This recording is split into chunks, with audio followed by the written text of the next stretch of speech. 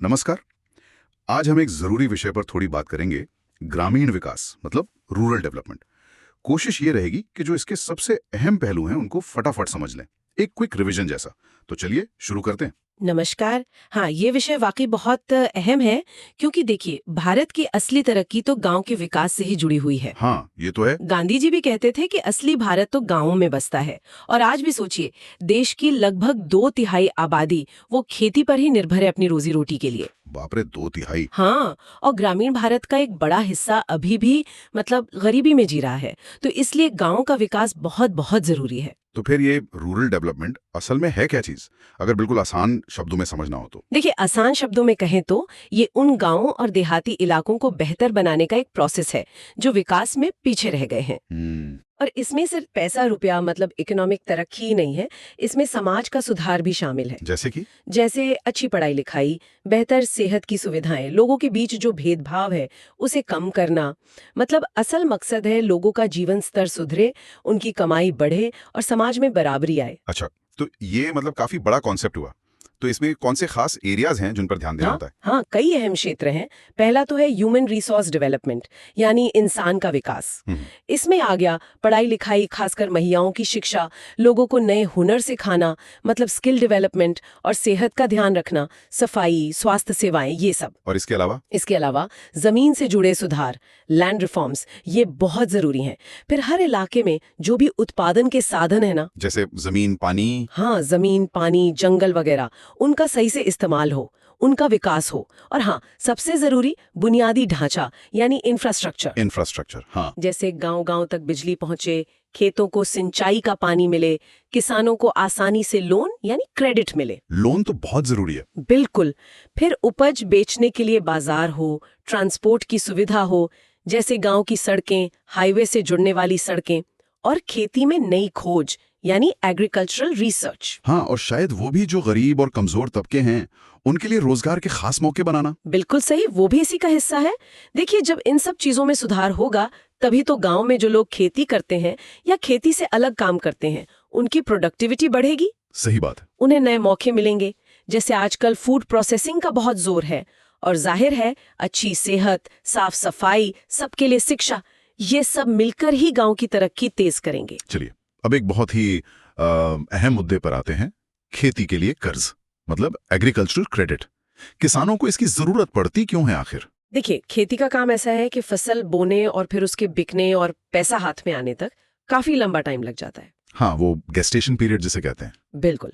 तो इस बीच में किसानों को बीज खरीदने हैं, खाद लेनी है, औजार खरीदने हैं, और कई बार घर के जरूरी खर्चे भी आ जाते हैं। शादी ब्याह है या कोई दुखद मौका आ गया तो पैसों की जरूरत पड़ती है।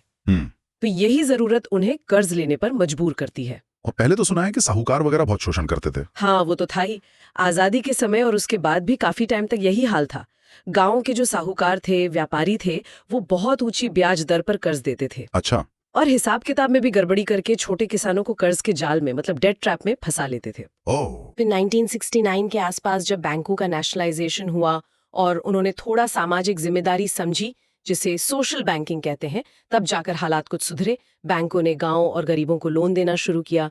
देखिए, किसी भी काम में प्रोडक्टिविटी बढ़ाने के लिए कैपिटल यानी पूंजी तो चाहिए ही। हाँ, वो तो है। और क्रेडिट उसी पूंजी को जुटाने का एक जरिया है। तो ये लोन देने वाले संस्थागत स्रोत, इंस्टीट्यूशनल सोर्सेज, ये कौन कौन है? ये वो फॉर्मल ऑर्गेनाइजेशंस हैं जो नियम कायदे से लोन देती हैं, जैसे अपने कमर्शियल बैंक्स हो गए, SBI, PNB वगैरह। जी। फिर खास गांव के लिए बने रीजनल रूरल बैंक्स, RRBs, किसानों की सहकारी समितियां और उनके बैंक, कोऑपरेटिव्स। हाँ। और लैंड डेवलपमेंट बैंक्स जो जमीन गिरवी रखकर लंबे समय का लोन देते हैं। अच्छा। ये उन गैर संस्थागत स्रोतों से अलग हैं, जैसे साहूकार, व्यापारी, रिश्तेदार, जमींदार। जहाँ शोषण का खतरा ज्यादा था। और इन सबको रेगुलेट करने वाली मतलब देखने वाली भी कोई संस्था है? हाँ, बिल्कुल। 1982 में नाबार्ड बनाया गया था, national bank for agriculture and rural development. NABARD, हाँ सुना है। ये इन सभी बैंकों और संस्थाओं के काम को कोऑर्डिनेट करता है, उन पर नजर रखता है। एक तरह से ये एपेक्स बॉडी है, सबसे ऊंची संस्था। और आजकल वो सेल्फ हेल्प ग्रुप्स का भी काफी नाम है, SHGs। हाँ, बिल्कुल। हाल के सालों में महिलाओं के स्वयं सहायता समूह SHGs वो भी छोटे छोटे लोन देने में बहुत अहम रोल निभा रहे हैं। केरल का कुदुमश्री तो इसका एक बहुत बड़ा उदाहरण है। लाखों महिलाओं को माइक्रो क्रेडिट यानी छोटे कर्ज देता है वो। वाह, तो इन बैंकों के गांवों तक पहुंचने से काफी फायदा हुआ होगा फिर। फायदे तो हुए हैं, इसमें कोई शक नहीं। खासकर ग्रीन रेवोल्यूशन के बाद बैंकों से मिले लोन की मदद से खेती में और खेती से जुड़े दूसरे कामों में भी उत्पादन बढ़ा। हाँ, लोगों की आय बढ़ी, रोजगार के मौके बने और देश अनाज के मामले में आत्मनिर्भर हुआ। Food security I. आज जो हमारे पास अनाज के बड़े बड़े बफर स्टॉक है वो इसी का सबूत है। लेकिन क्या सब कुछ बढ़िया ही है या कुछ चुनौतियां, कुछ प्रॉब्लम्स भी हैं इस रूरल बैंकिंग में? नहीं, चुनौतियां भी कम नहीं है। पहली बात तो ये है कि जितनी जरूरत है किसानों को उतना लोन मिल नहीं पाता। मतलब वॉल्यूम अभी भी कम है। अच्छा, इनसफिशिएंट वॉल्यूम। हाँ, दूसरी बात, देश के कई ग्रामीण इलाके ऐसे हैं जहां अभी भी बैंकों की पहुंच ठीक से नहीं है, मतलब इनएडिक्वेट कवरेज। तीसरी, कई बार ऐसा होता है कि किसान ने जितने लोन के लिए अप्लाई किया उतना पैसा मिलता नहीं, मतलब सैंक्शनड अमाउंट कम होता है। जरूरत शायद 10 लाख की हो, मिले 4-5 लाख। ओह, इनएडिक्वेट अमाउंट सैंक्शनड। जी, और इससे किसान का काम पूरा नहीं हो पाता। और क्या ये लोन गरीब किसानों तक पहुंच पाता है आसानी से? ये भी एक मुद्दा है। अक्सर देखा गया है कि छोटे और सीमांत किसानों पर उतना ध्यान नहीं दिया जाता जितना बड़े किसानों को मिलता है। और एक बहुत बड़ी समस्या है लोन वापस न चुकाने की बढ़ती दरें, मतलब लोन डिफॉल्ट, ग्रोइंग ओवरड्यूज। हाँ, ये तो बड़ी समस्या है। कई बार ऐसा लगता है कि जो इकोनॉमिक रिफॉर्म्स हुए उसके बाद से बैंकों का फोकस थोड़ा रूरल बैंकिंग से हटा है। हालांकि लोन डिफॉल्ट के पीछे सिर्फ जानबूझकर पैसा न चुकाना ही कारण नहीं होता। हाँ, कई बार फसल खराब हो जाती होगी। बिल्कुल, फसल खराब होना या आय के दूसरे साधन न होना, ये भी बड़े कारण है। इसी बैंकिंग से जुड़ी एक और योजना का जिक्र जरूरी है, जन धन योजना। ये क्या है? हाँ, जन धन योजना। ये योजना हर वयस्क नागरिक को बैंक खाता खोलने के लिए बढ़ावा देती है, खासकर उन लोगों को जिनका पहले कोई बैंक खाता नहीं था। मकसद है फाइनेंशियल इंक्लूजन, सबको बैंकिंग सिस्टम से जोड़ना। और इसके फायदे क्या हैं आम आदमी के लिए? देखिए, कई सीधे फायदे हैं। एक तो खाता धारकों को 1 से 2 लाख रुपए का एक्सीडेंटल इंश्योरेंस कवर मिलता है। अच्छा। दूसरा, 10,000 रुपए तक की ओवरड्राफ्ट सुविधा है, मतलब अगर खाते में पैसा नहीं भी है तो भी 10,000 तक निकाल सकते हैं। ये तो बड़ी बात है। हाँ, और सबसे अहम, जो सरकारी योजनाओं का पैसा है जैसे मनरेगा की मजदूरी है, पेंशन है या दूसरी सब्सिडी वगैरह, वो सीधे खाते में आती है, बिचौलिया खत्म। और इसमें मिनिमम बैलेंस रखने की भी जरूरत नहीं। सुना है करोड़ों खाते खुले इसके तहत। हाँ, 50 करोड़ से ज्यादा नए खाते खुले हैं। जाहिर है इससे लोगों में बचत की आदत बढ़ी और बैंकों के पास भी 2 लाख करोड़ रुपए से ज्यादा जमा रकम आई। तो ये बैंकिंग को आम आदमी तक, खासकर गांव के लोगों तक पहुंचाने में एक बड़ा कदम रहा है। चलिए, बैंकिंग की बात हो गई। अब आते हैं खेती की उपज बेचने पर, एग्रीकल्चरल मार्केटिंग।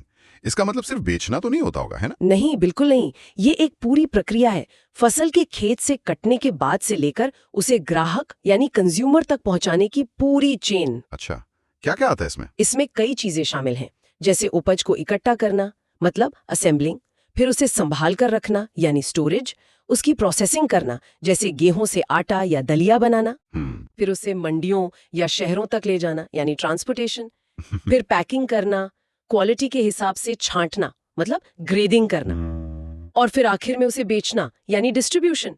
ये सब एग्रीकल्चरल मार्केटिंग का ही हिस्सा है। और इस पूरी चेन में किसानों को क्या दिक्कतें आती हैं, परेशानियां क्या हैं? परेशानियां तो बहुत हैं, पहले भी थीं और ईमानदारी से कहूं तो आज भी काफी हैं।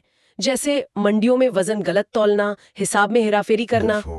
किसानों को अक्सर पता ही नहीं होता कि बाजार में सही भाव क्या चल रहा है, तो उन्हें कम कीमत पर अपनी उपज बेचनी पड़ती है। और एक बहुत बड़ी समस्या है स्टोरेज की सुविधाओं की कमी। हाँ, वो तो है। अब स्टोरेज नहीं है तो किसान क्या करेगा? फसल कटते ही उसे बेचना पड़ेगा, चाहे दाम कुछ भी मिल रहा हो।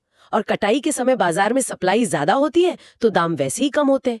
इसी को डिस्ट्रेस सेल कहते हैं। डिस्ट्रेस सेल यानी मजबूरी में बेचना। बिल्कुल, और स्टोरेज न होने से तो फसल बर्बाद भी होती होगी। हाँ, एक अंदाजा है कि आज भी 10% से ज्यादा खेती की उपज सिर्फ सही स्टोरेज ना होने की वजह से खराब हो जाती है। 10%? ये तो बहुत ज्यादा है। हाँ, और फिर वो बिचौलियां, मिडलमैन, हाँ, वो किसान से सस्ता खरीदते हैं, शहर में महंगा बेचते हैं और बीच का सारा मुनाफा खुद रख लेते हैं। किसान को उसकी मेहनत का सही दाम नहीं मिल पाता। ये तो बड़ी समस्या है। तो सरकार ने इस मार्केटिंग सिस्टम को सुधारने के लिए कुछ किया है? क्या कदम उठाए हैं? हाँ, सरकार ने कोशिशें तो की हैं, कई कदम उठाए हैं। पहला, मंडियों को रेगुलेट किया है, मतलब नियम कानून बनाए हैं ताकि खरीद बिक्री में थोड़ी पारदर्शिता आए, धांधली कम हो। हालांकि अभी भी हजारों छोटे ग्रामीण बाजार हैं जिन्हें बेहतर बनाने की जरूरत है। ठीक है। और दूसरा, इंफ्रास्ट्रक्चर बनाने पर जोर दिया है, जैसे सड़कें बनवाना, रेलवे लाइनों का विस्तार, गोदाम बनवाना, कोल्ड स्टोरेज बनवाना, प्रोसेसिंग यूनिट्स लगवाना। पर सच ये है कि ये सुविधाएं अभी भी जरूरत के हिसाब से काफी कम है, मतलब अभी और काम करने की जरूरत है। बहुत ज्यादा। तीसरा कदम है सहकारी विपणन यानी कोऑपरेटिव मार्केटिंग को बढ़ावा देना। Cooperative marketing. हाँ, मतलब किसानों को मिलकर अपनी उपज बेचने के लिए प्रोत्साहित करना। जब किसान मिलकर बेचेंगे तो उनकी मोल भाव करने की ताकत बढ़ेगी। हाँ, ये तो सही है। गुजरात में अमूल का जो मॉडल है, दूध उत्पादकों की सहकारी समिति, वो इसका सबसे कामयाब उदाहरण है। अमूल। हाँ, लेकिन कई बार इन सहकारी समितियों में भी दिक्कतें आती हैं, जैसे सदस्यों की भागीदारी कम होना, आपस में तालमेल न होना या फिर मैनेजमेंट ठीक न होना। और कोई सरकारी पॉलिसी जैसे वो MSP वगैरह सुनते हैं। बिल्कुल। चौथा है नीतिगत उपाय, पॉलिसी इंस्ट्रूमेंट्स। इसमें सबसे अहम है न्यूनतम समर्थन मूल्य यानी MSP। MSP? हाँ, सरकार कुछ जरूरी फसलों के लिए एक मिनिमम कीमत तय कर देती है। इससे किसानों को एक तरह की सुरक्षा मिलती है कि अगर बाजार में दाम बहुत गिर भी गए तो भी उनकी उपज कम से कम इतने दाम पर तो सरकार खरीद ही लेगी। अच्छा। इसके अलावा सरकार food corporation of India FCI के जरिए गेहूं और चावल खरीदकर बफर स्टॉक बनाती है, और फिर पब्लिक डिस्ट्रीब्यूशन सिस्टम PDS मतलब राशन की दुकानों के जरिए गरीबों को सस्ता अनाज बांटती है। तो इन सब का मकसद तो दोहरा है, किसानों की आय भी सुरक्षित हो और गरीबों को खाना भी मिले। हाँ, मकसद तो यही है, लेकिन इन सारी कोशिशों के बावजूद सच तो ये है कि आज भी ज्यादातर खेती का व्यापार निजी हाथों में ही है। हाँ, NAFED या HAFED जैसी सहकारी समितियां किसानों को इकट्ठा करने में मदद जरूर करती हैं, खासकर जब वो मिलकर खाद बीज खरीदते हैं तो थोड़ी बार्गेनिंग पावर बढ़ जाती है, लेकिन उनका असर अभी भी सीमित है। आजकल कुछ नए तरीके भी सुनने में आ रहे हैं उपज बेचने के, वो ऑल्टरनेटिव मार्केटिंग चैनल्स, ये क्या है? हाँ, ये एक नई चीज है जो उभर रही है। इसमें कोशिश ये है कि किसान अपनी उपज सीधे ग्राहकों तक पहुंचा सकें।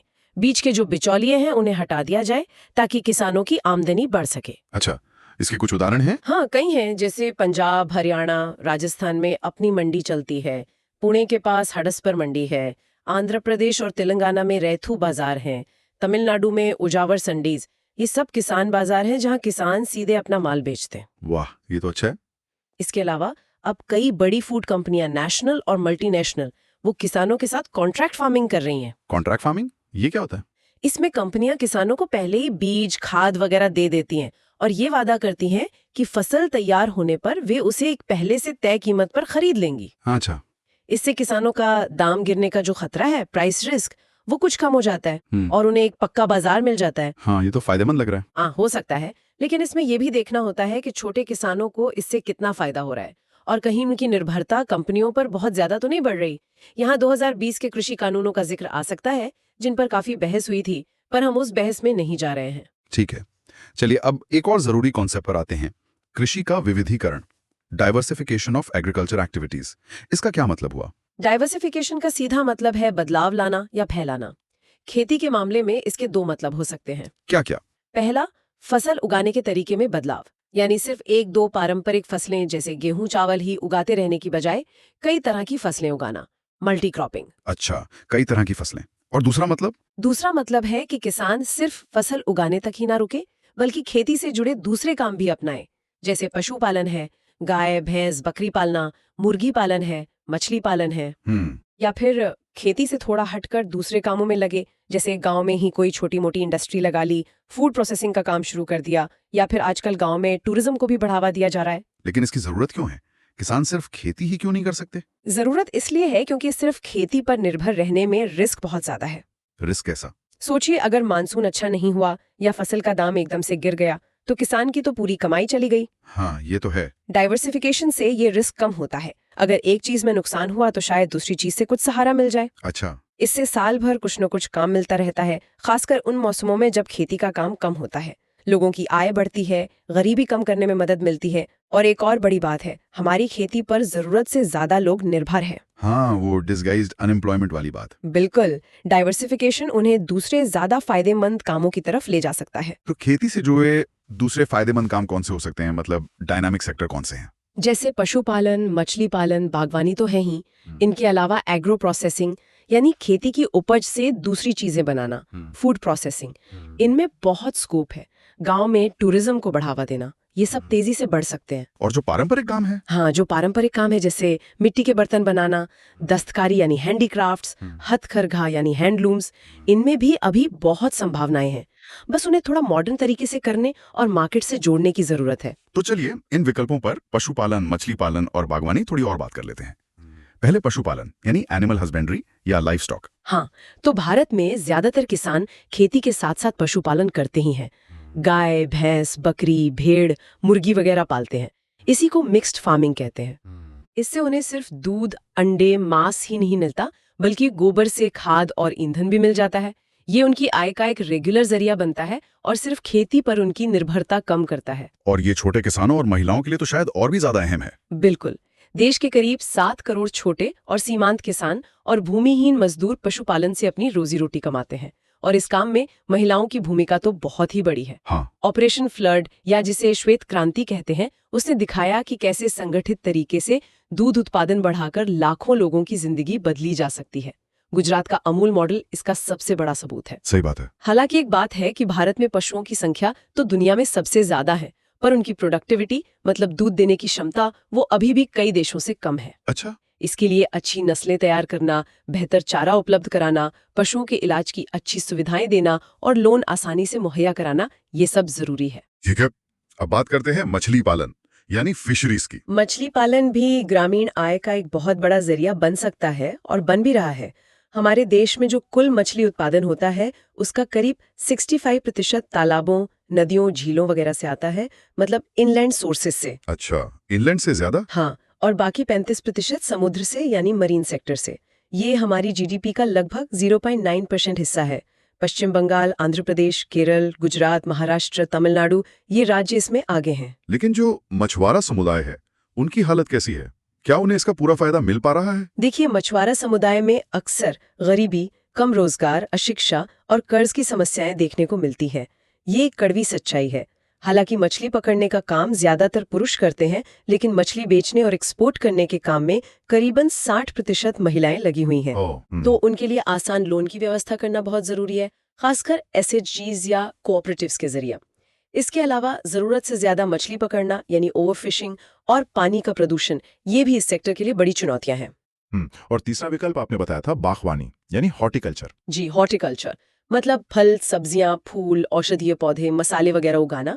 ये न सिर्फ हमारे खाने और पोषण के लिए जरूरी है, बल्कि रोजगार का भी बहुत बड़ा साधन है। अच्छा, कितना बड़ा? आप अंदाजा लगाइए कि बागवानी हमारे देश की कुल एग्रीकल्चरल प्रोडक्शन वैल्यू का लगभग 1/3 हिस्सा है और जीडीपी में करीब 6% का योगदान देता है। अरे वाह! भारत आम, केले जैसे कई फलों में और मसालों में दुनिया में नंबर 1 है और फल सब्जियों का दूसरा सबसे बड़ा उत्पादक है, चीन के बाद। तो इससे किसानों और खासकर महिलाओं को काफी फायदा हुआ होगा। निश्चित रूप से। जिन किसानों ने बागवानी अपनाई है, उनकी आर्थिक स्थिति में काफी सुधार आया है।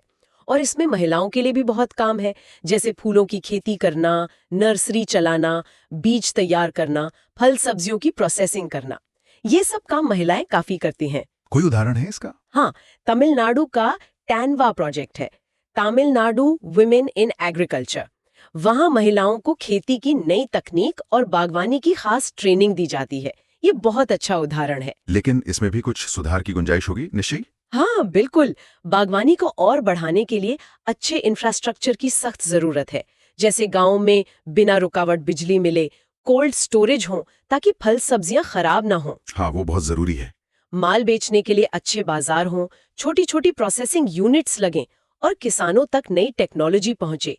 जो 1991 से 2003 के बीच स्वर्ण क्रांति हुई थी, गोल्डन रेवोल्यूशन। हाँ, गोल्डन रेवोल्यूशन। उसने बागवानी पर, खासकर शहद और फलों के उत्पादन पर काफी जोर दिया था। तो उस तरह के फोकस की जरूरत है।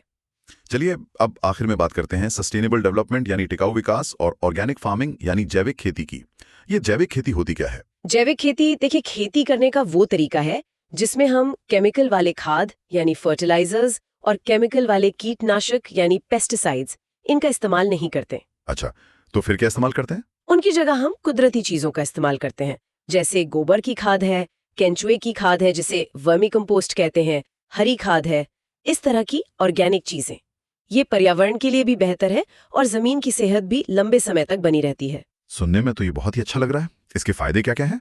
फायदे कई हैं, एक तो ये कि जैविक खाद वगैरह हैं वो अक्सर गाँव में ही मिल जाते हैं और केमिकल खाद के मुकाबले सस्ते पड़ सकते हैं, तो किसान का खर्चा बचता है, मुनाफा बढ़ सकता है।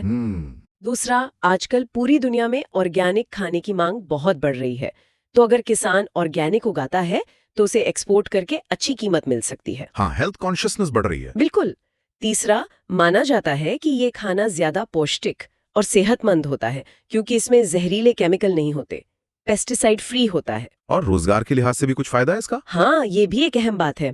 जैविक खेती में अक्सर केमिकल खेती के मुकाबले ज्यादा हाथ पांव चलाने पड़ते हैं, मतलब निराई गुड़ाई वगैरह में ज्यादा मजदूरों की जरूरत पड़ती है, तो इससे गांव में रोजगार भी बढ़ता है, जो भारत जैसे देश के लिए अच्छी बात है। कोई उदाहरण है इसका भारत में? हाँ, जैसे महाराष्ट्र में किसान मेहता हैं, वो प्रकृति नाम के एनजीओ के जरिए किसानों को जैविक कपास उगाने में मदद कर रहे हैं। ये एक अच्छा उदाहरण है। लेकिन अगर ये इतना ही अच्छा है तो फिर इसमें कोई मुश्किलें नहीं है, सब लोग इसे अपना क्यों नहीं लेते? नहीं, मुश्किलें भी हैं, ऐसा नहीं है कि सब आसान है। सबसे बड़ी चुनौती ये है कि जब कोई किसान केमिकल छोड़कर जैविक खेती शुरू करता है तो शुरुआती कुछ सालों में पैदावार यानी यील्ड वो अक्सर कम हो जाती है। अब जो छोटा किसान है जिसके पास जमीन कम है, उसके लिए ये कम पैदावार झेलना मुश्किल हो सकता है। हाँ, उसके लिए तो हर किलो मायने रखता है। बिल्कुल।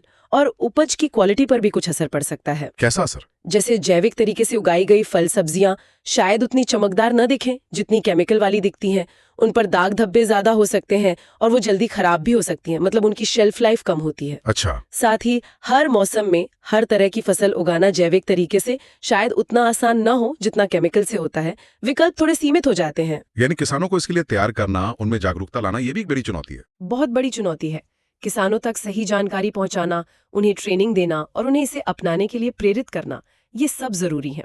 और फिर ऑर्गेनिक उपज के लिए अलग से स्टोरेज का इंतजाम करना, उसकी प्रोसेसिंग और मार्केटिंग का नेटवर्क बनाना, ये सब भी बड़ी चुनौतियां हैं। अभी इसका इंफ्रास्ट्रक्चर उतना मजबूत नहीं है।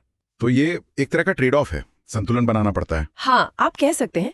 देखिए, लंबे समय के लिए जैविक खेती बहुत फायदेमंद है, पर्यावरण के लिए अच्छी है, टिकाऊ यानी सस्टेनेबल है, लेकिन शुरुआती दौर मुश्किल हो सकता है, खासकर उन किसानों के लिए जिनके पास साधन कम है। इसीलिए इसे कामयाब बनाने के लिए सरकार की तरफ से मजबूत पॉलिसी सपोर्ट की जरूरत है, जैसे ट्रेनिंग देना, शुरुआत में कुछ सब्सिडी देना और बाजार से जोड़ने में मदद करना। ये सब बहुत जरूरी है। तो ये था ग्रामीण विकास से जुड़े कुछ बेहद अहम पहलुओं का एक तेज जायजा। हमने क्रेडिट और मार्केटिंग की बात की, खेती में डाइवर्सिफिकेशन को समझा और सस्टेनेबल खेती के विकल्प जैसे ऑर्गेनिक फार्मिंग पर भी नजर डाली। ये तो बिल्कुल साफ है कि भाई गांव की तरक्की के बिना देश की तरक्की अधूरी है। बिल्कुल सही कहा। और जाते जाते एक सवाल हम सबके सोचने के लिए छोड़ जाते हैं। देखिए, एक तरफ केमिकल खेती की अपनी दिक्कतें हैं, पर्यावरण को नुकसान, सेहत पर असर। दूसरी तरफ जैविक खेती की शुरुआती मुश्किलें हैं, पैदावार कम होने का डर है।